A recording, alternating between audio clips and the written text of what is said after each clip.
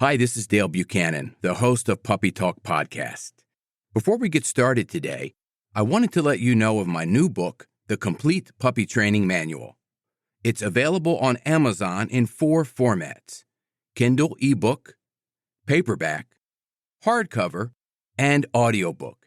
You can find it on Amazon right now. It's called The Complete Puppy Training Manual, and I will put a link in the show notes of this episode. I'm Dale Buchanan, and this is Puppy Talk, the podcast that offers advice on how to raise a healthy, happy, and obedient puppy. This podcast is sponsored by Top Gun Dog Training. Be sure to subscribe to this podcast now so you don't miss a single episode of Puppy Talk.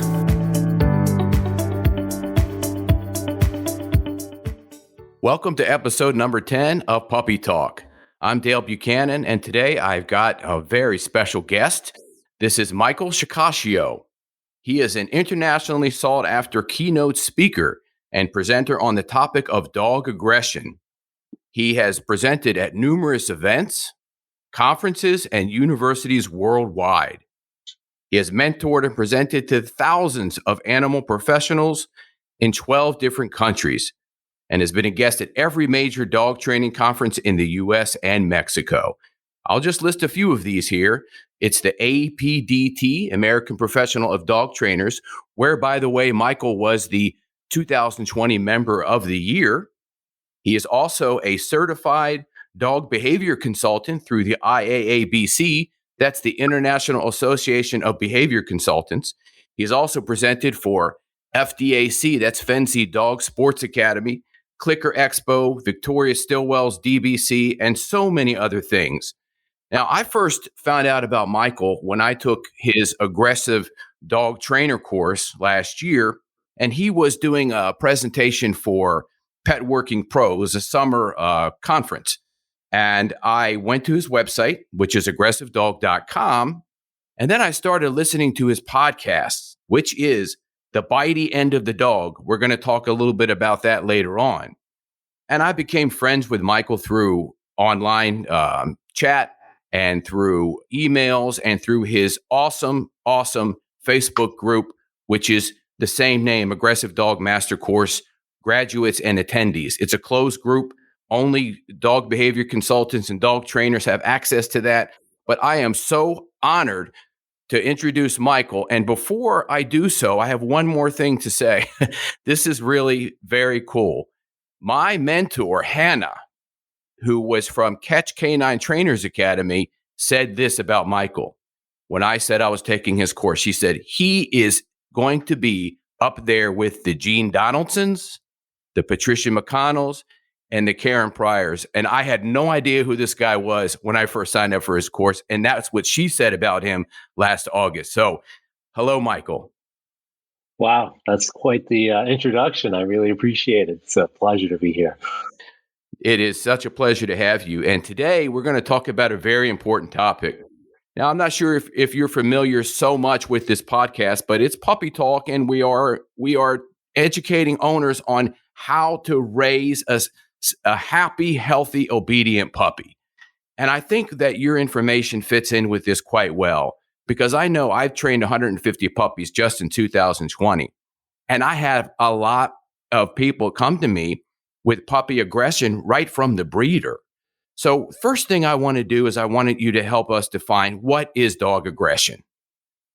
Sure. So that's a big question, one that I get often. And I will say that the true definition actually changes for me every single year a little bit. I kind of refine it, because if you ask 10 different experts on dog aggression, they're going to actually all have different definitions for it.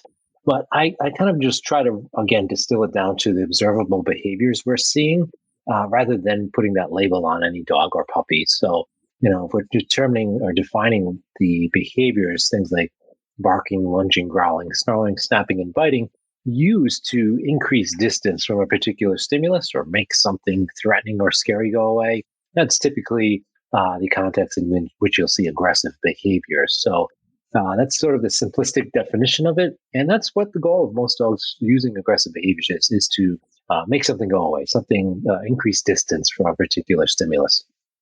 Now, let's talk about the different types of aggression because in your aggressive dog master course that I took, there are basically three types that we went through: dog to human aggression, dog to dog aggression, and resource guarding.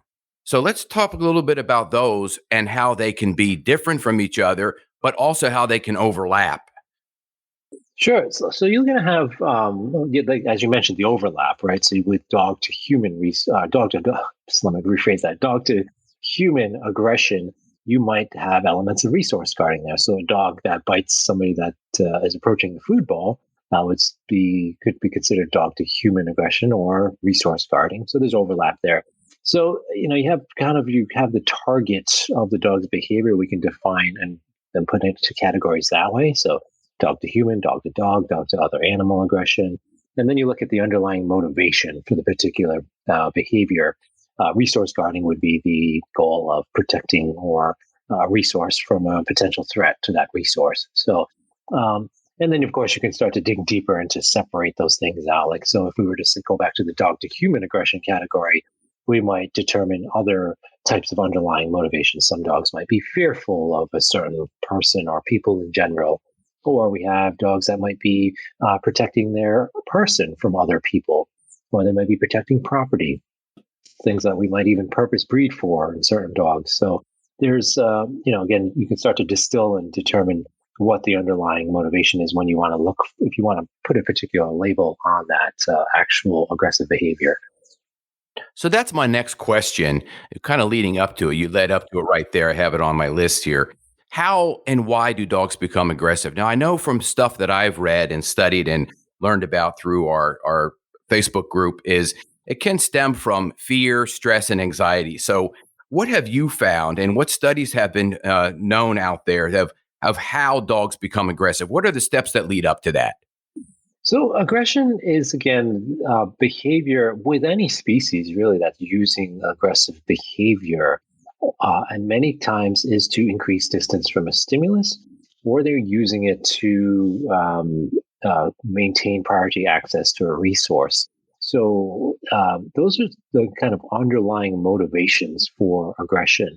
And so those emotional responses you just mentioned, like fear, anxiety, and stress, are the motivations for that particular aggressive response. So it really, again, you want to look at the function of the behavior and why the dog feels the need to display an aggressive behavior towards particular stimulus. And again, it boils down to increasing distance or self-preservation of either themselves or resources in most cases. So it's actually a very normal behavior for all species, almost all species, to use in the context of their normal life, right? And it's oftentimes we hear about aggressive dogs, and it kind of can be off-putting, or it just doesn't sound right. It's just like, why is your dog being aggressive? And same thing as we're going to segue into, I'm sure, is puppies. People see an aggressive puppy or a puppy at such a young age. It's like seeing a child walking around with a machine gun, right, in Toys R Us or something. But it's just something that you don't expect to see, and it can be off-putting to the casual observer. But oftentimes, they're just using an innate normal response to what they perceive as a threat. So I get a lot of emails and calls from people that have puppies, and they say, "Oh, you got to come help me. My dog's aggressive." And then when I dig a little bit more, I realize that the dog has never bitten anybody. It's never bitten another dog. It has aggressive behavior, meaning it could be lunging and growling and maybe a snarl or maybe an air snap, but it's never done any damage to anybody. So would we label that as aggression or just aggressive behavior, or is there an actual difference? I think it's still all this. It still all boils down to really defining the observable behaviors, and that what I mean by that is that, sure, we could call it aggressive behavior, but really we could call it just behavior. So barking is a behavior, lunging is a behavior, but it doesn't necessarily mean that the dog. We want to label the dog aggressive. We want to deal with that behavior if it's undesirable for us. So if the dog is growling at something, some would call it aggression, some would call it aggressive behavior, and sure, we might put that in that category. We don't necessarily need to help the dog, in other words. So I try to, with my clients, not necessarily use the term your dog's aggressive or you have an aggressive dog. We'll say your dog is growling when somebody approaches the food bowl or tries to clip its toenails. And that really just helps them understand that that's the behavior we're observing. It's undesirable to us, so we want to change it. And then we address the reason for it. And then, of course, install appropriate desirable behaviors to replace that particular growling behavior. I know that you're in contact with a lot of dog behavior consultants and dog trainers. And what have a lot of them been reporting that they found recently since COVID started, almost a year ago? I know separation anxiety is a big deal with a lot of dogs right now and puppies, but what have they been reporting as far as an increase in any type of aggression over the past 9 months? So the two big ones I'm seeing is the pandemic puppies. So a lot of people went out and got puppies during the pandemic because they wanted a dog or a companionship when they were stuck at home, which isn't a bad thing. A lot of the shelters got emptied out. A lot of adult dogs were adopted. Also, a lot of puppies were purchased or acquired during that time. And these puppies, unfortunately, didn't get as much exposure to things that they normally would have pre-pandemic times. And that's, as you know, very important to actively socialize a dog properly at that young age. That impactful age of critical development it's so crucial to the behavioral health of many dogs. And unfortunately, many of the dogs did not get that aspect. And so this lack of socialization turned into a fear of some of these stimuli, which increases the likelihood for aggression because the dog is scared of that particular stimulus. So dogs, let's say the pandemic's going on about a year, almost a year now. And so some of these dogs are getting into that adolescent age, 7, 8, 9 months.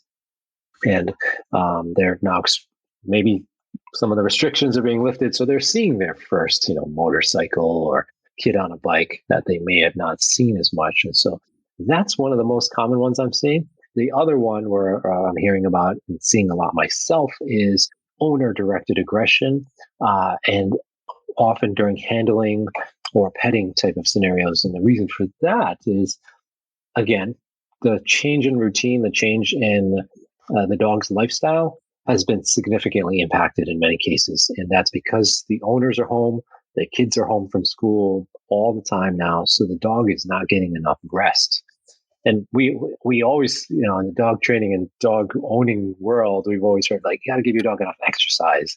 You got to make sure they're getting enough stimulation to ensure they have good behavior. That's true. But on the other side of the coin, they also need to have enough rest and enough downtime. And people would be surprised just how much their dogs need to sleep and get that downtime. And a lot of dogs aren't getting that. So the kids are constantly petting the dog or trying to play with the dog. And then the parents come over and touch the dog. And so the dog's not getting enough rest. And they get grumpy and irritated. And then they start reacting towards any kind of petting when they're trying to rest. So those are the two kind of more common ones I'm seeing right now given the times.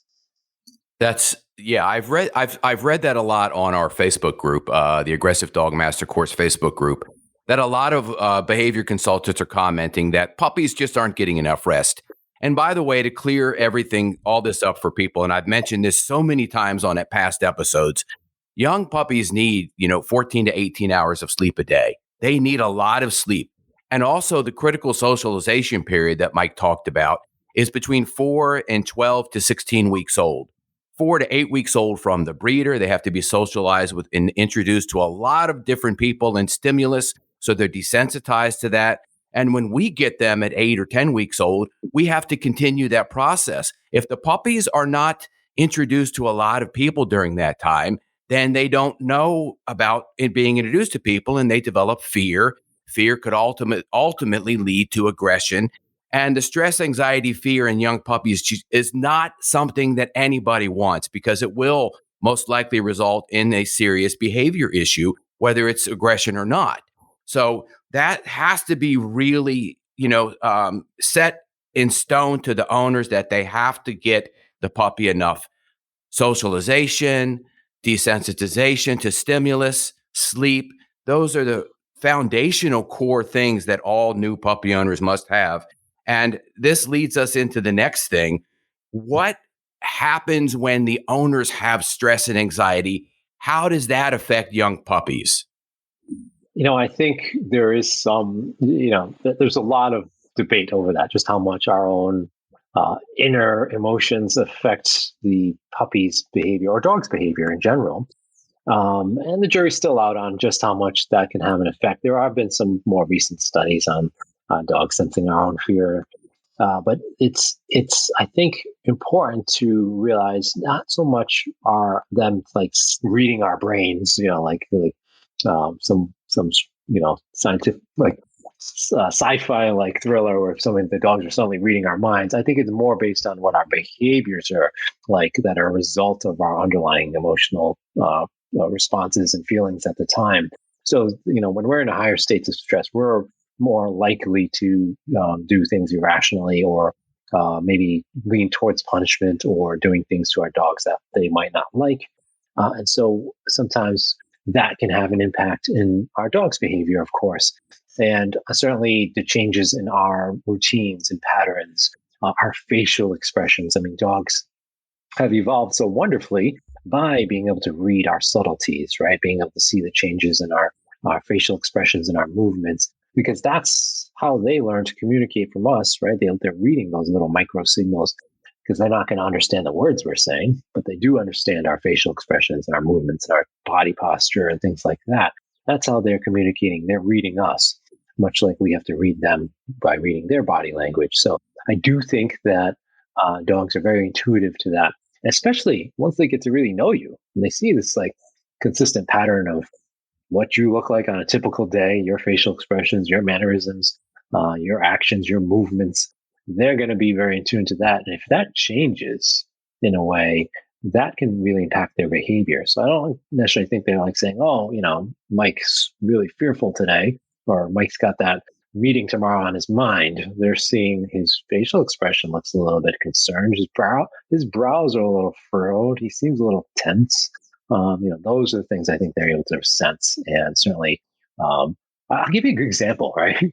Dale, my own dog, Castagna, she's a Chilean street dog.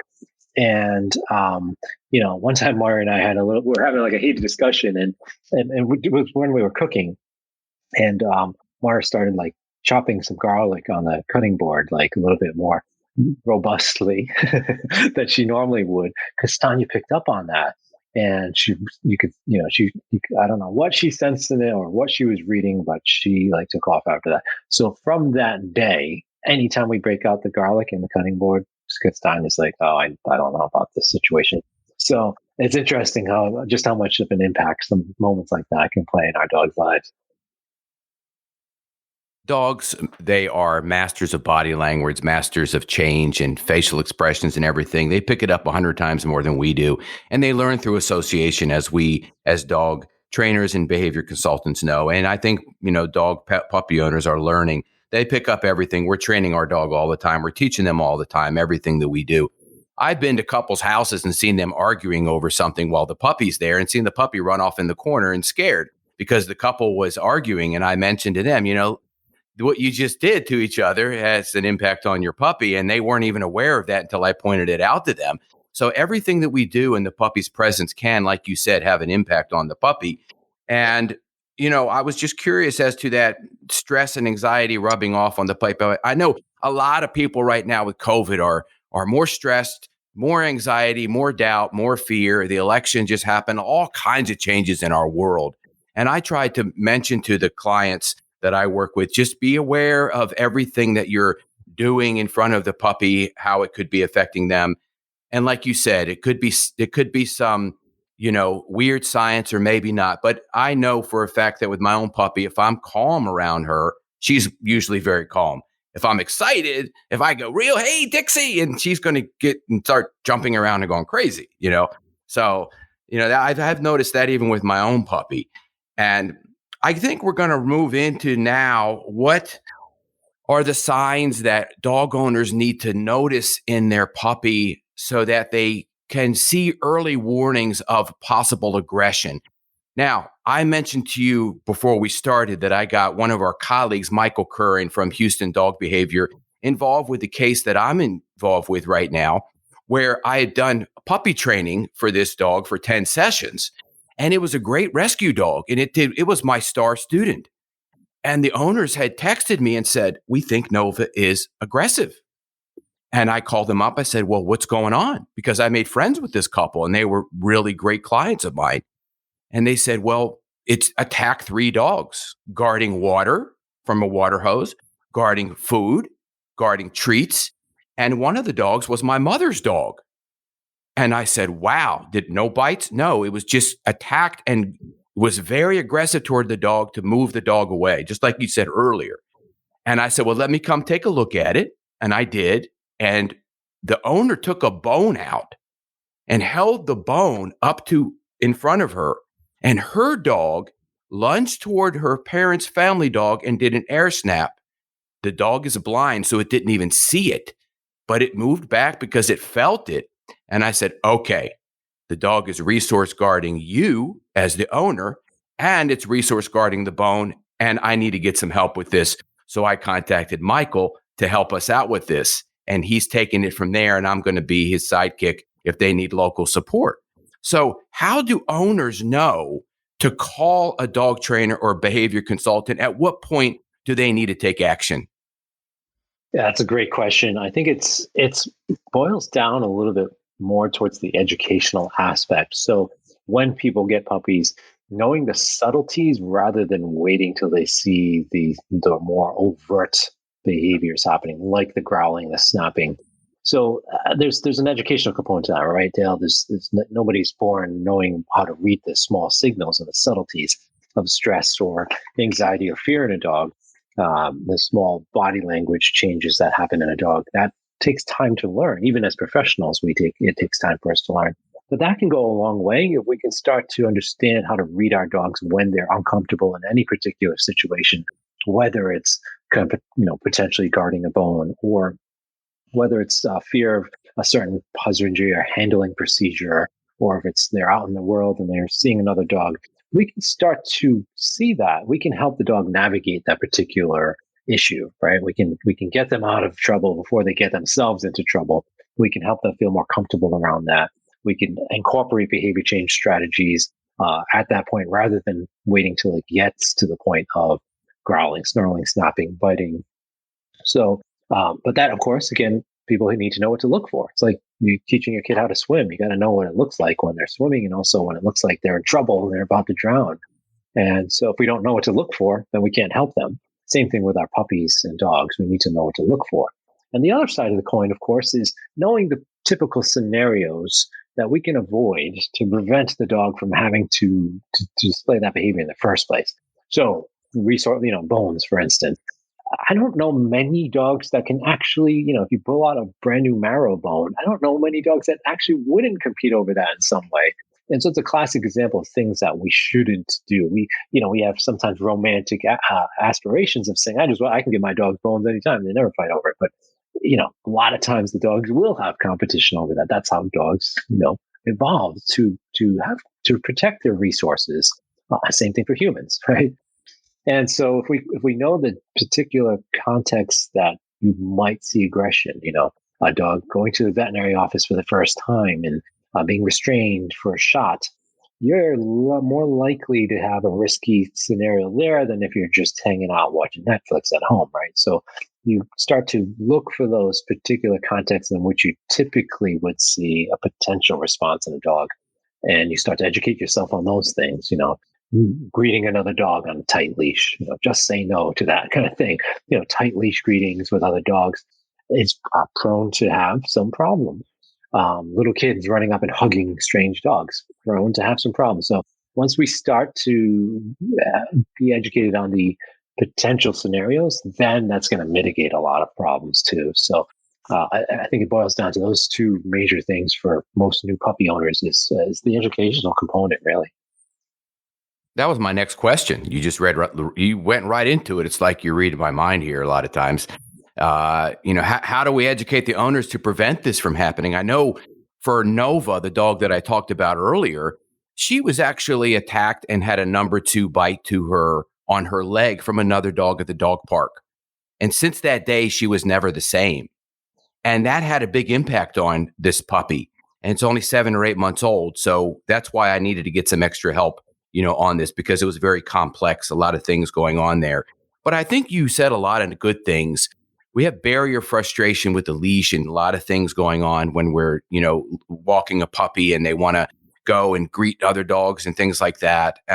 What can owners do to help prevent their puppy or dog, rescue dog, for example, that they get, or young puppy, from potentially having aggressive tendencies or becoming aggressive? You mentioned some things, but can you expand on that a little bit more? Yeah, I think again, awareness of what is a potential hotspot or potential issue for many dogs. I should come up with some sort of list of that, where the top 10 places that dogs get in trouble. And if they can avoid those situations, or at least be aware of what to look for in those scenarios, then you're going to be able to mitigate the potential for aggressive responses. Because once the dog displays an aggressive response, they're going to remember that work.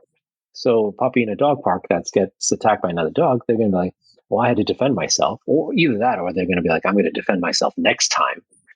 And so they go into those scenarios where it's potentially, in their mind, fraught with perils, right?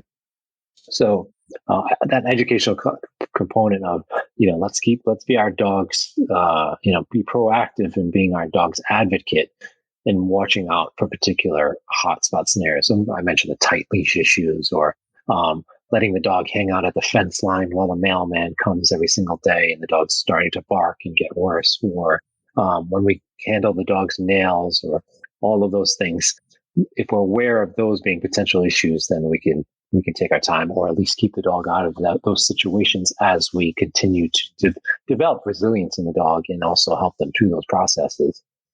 A lot of it's management, then, you're saying.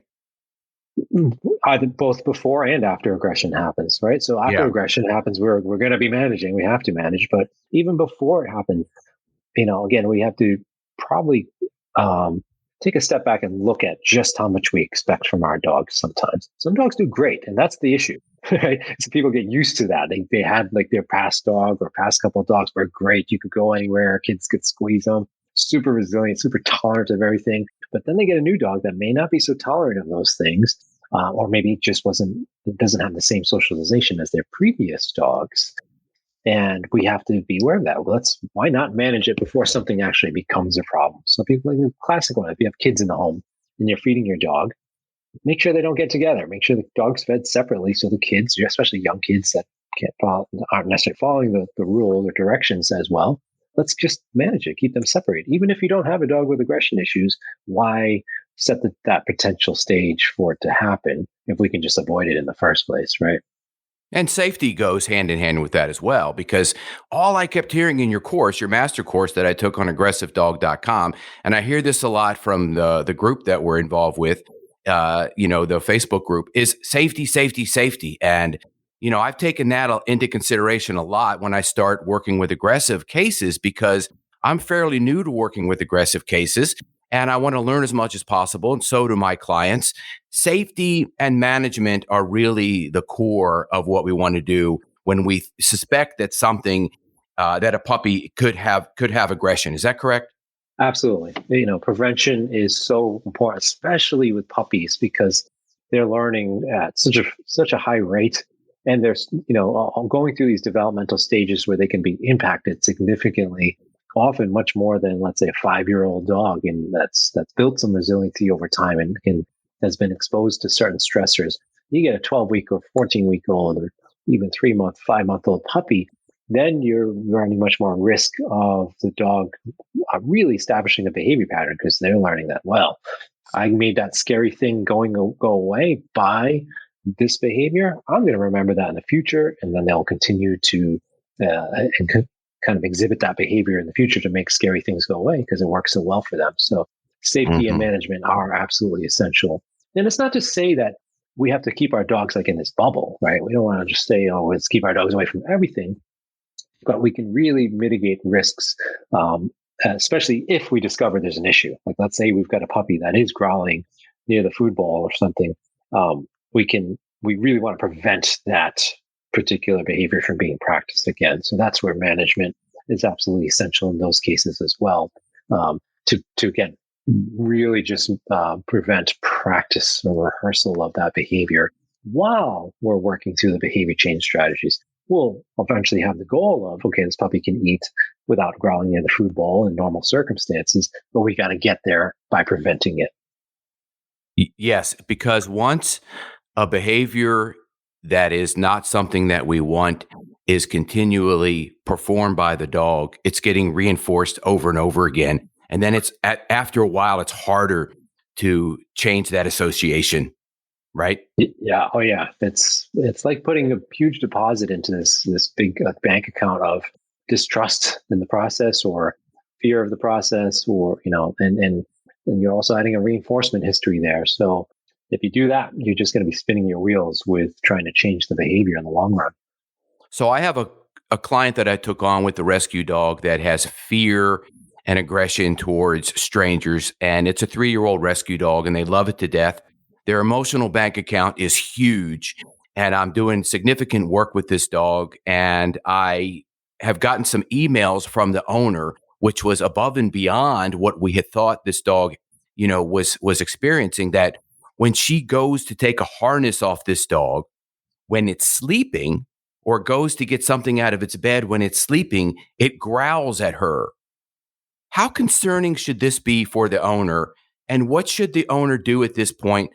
And I already know what my advice to her was, but I kind of want to hear it from you. Yeah.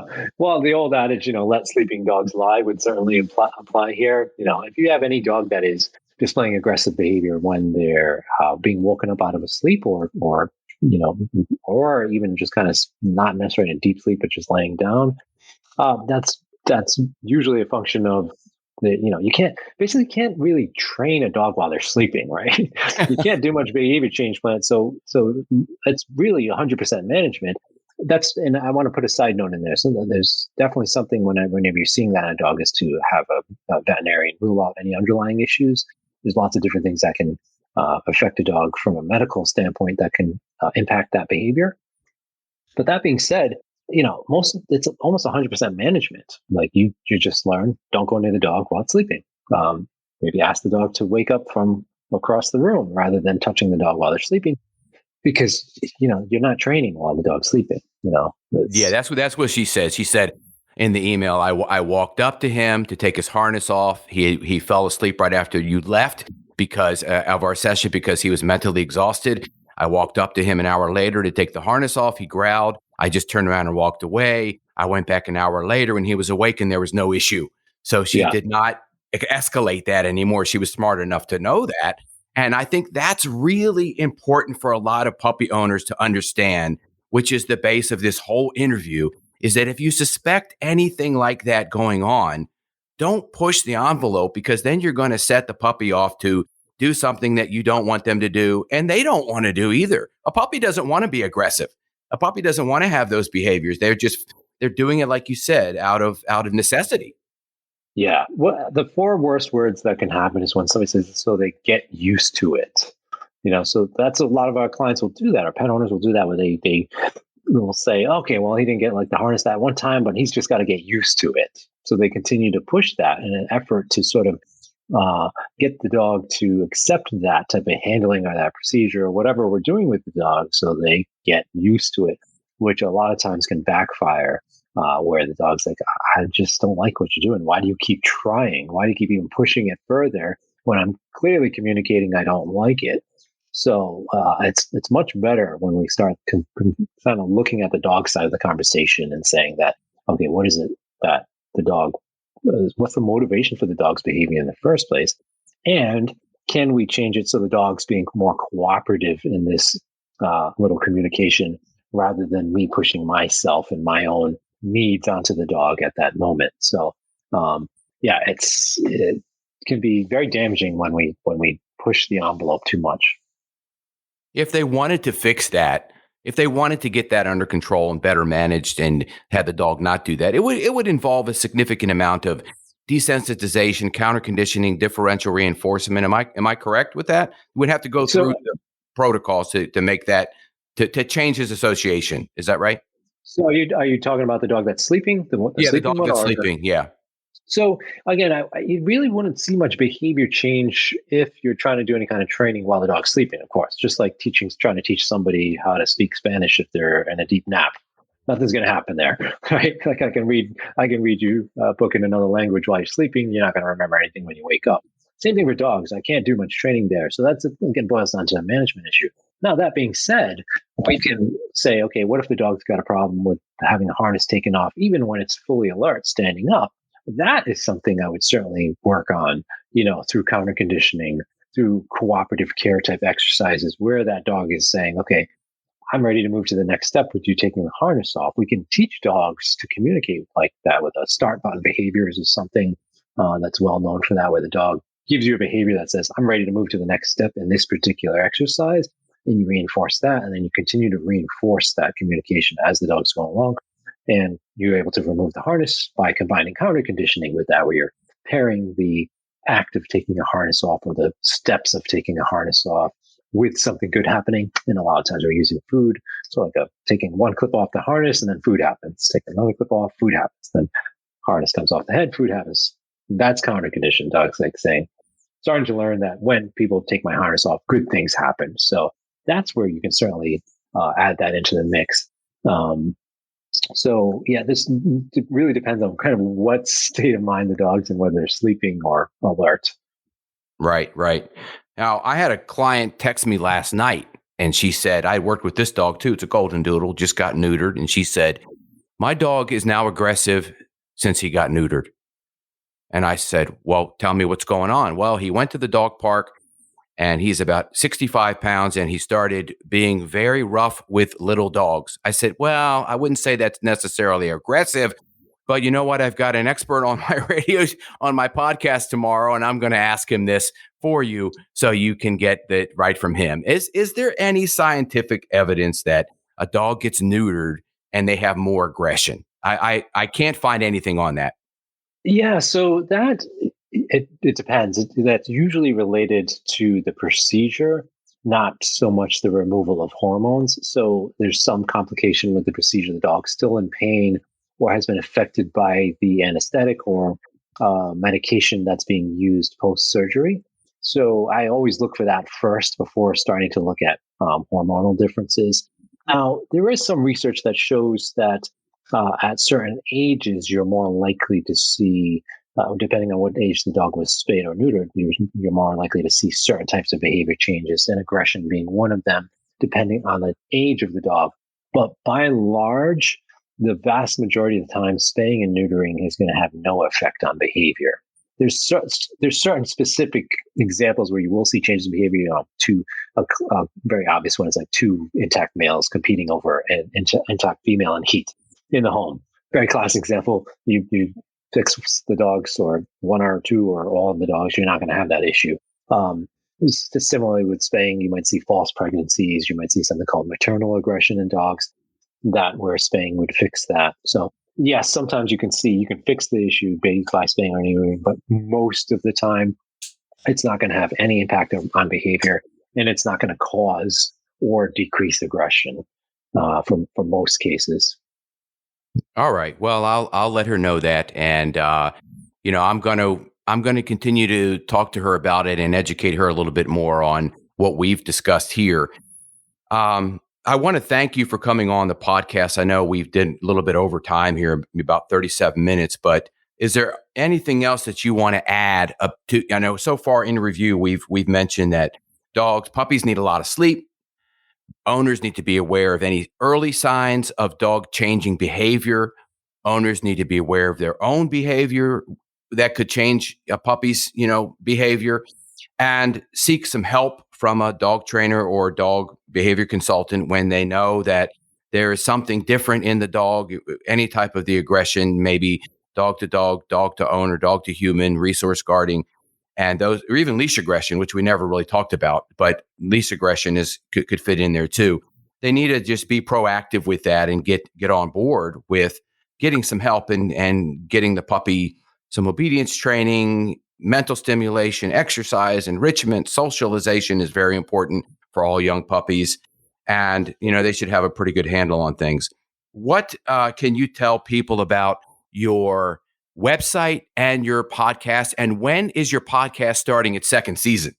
All right. So season two of The Biting End of the Dog starts in March. Mid March should be the first episode. And depending on when this episode airs, we should be around that time. But yeah, I've got at least 10 guests. I'm adding in more, and I'm actually adding in some solo shows. So I've had requests to talk about certain topics. So I'm going to be sharing actual cases I worked through and how I navigated that. And in a podcast episode format. So I'm excited to be doing that. I've got the Aggression in Dogs conference coming up also in October. We're hoping to still go to Chicago. Really depends on how this COVID thing works out. But it's going to definitely be happening whether in Chicago or online. We are going to do online one way or the other. So if we do Chicago, it will be streaming from Chicago in October, and then online if not. And of course, the Aggression in Dogs Master Course runs year round. I've got some additional webinars coming up also on aggression that I do every year where I bring in other guests. So excited to be doing that. Suzanne Clothier is in the mix for this season. And I've got a bunch of other guests lined up. So excited to be launching some additional webinars as well. Those should be launching early summer. So yeah, lots going on, and I'm excited to be moving into all that and launching season two. You have a lot going on in your life, that's for sure. You're always on webinars and you're always on podcasts, and you're very, very active. And can you tell one more? I know that for me, I took the aggressive dog master course last August. And can you just mention a little bit about briefly what that covers for dog trainers and dog behavior consultants and how they can sign up for that? Because I tell you, it is, and the support group that is on the Facebook page, the Facebook group is, I mean, that is invaluable as far as I'm concerned. You can't put a money on that. Yeah, it's a great group, really. I'm so fortunate. I always mention I don't have a moderator, and that's a tough thing to do in the Facebook group world, especially for dog trainers. And it's because everybody just treats each other so well with respect and compassion and empathy. So I'm really proud of all of the students in the group because I can't do it without them. They set the tone of good, just cordial conversation. Even when there's debate, everybody's still so respectful of each other. So it's a great supportive group that comes as part of the master course. The master course itself is 23 modules on everything from safety and management and prognosis to understanding medical conditions and ethology, compassion fatigue. There's so much that I want to encompass in there. So there's 23 units on that from start to finish. You can sign up anytime during the year. It doesn't have a start date as a lot of courses do. It's designed so people can take it on their own time. It's self-paced. And then once they finish the course itself, they can get access to the live group mentor sessions with me, which happen every other week, all year round. And I cover a variety of topics in the mentor sessions. So, yeah, it's been a great experience, and I've been very fortunate to have such a great group of students come through it so far. Awesome. Well, Michael, thank you so much for, being on Puppy Talk today and for sharing all of your knowledge. We didn't even tap into, I think, a lot of stuff that I wanted to, because we could have just gone on for hours. And I know this happens a lot. I've listened to a lot of your interviews, and you could just go on and on and on about this stuff. But I do appreciate it, and maybe we can have you on again in the future. And I just wanted to say again, thanks. And I'm going to post all of Michael's links and how to get in touch with him and about his master course in the episode notes and on my website, puppytalkpodcast.com. So I would like to say to everybody that's listening, thank you so much and have a great day. Thanks, Dale. This is Dale Buchanan, host of Puppy Talk Podcast.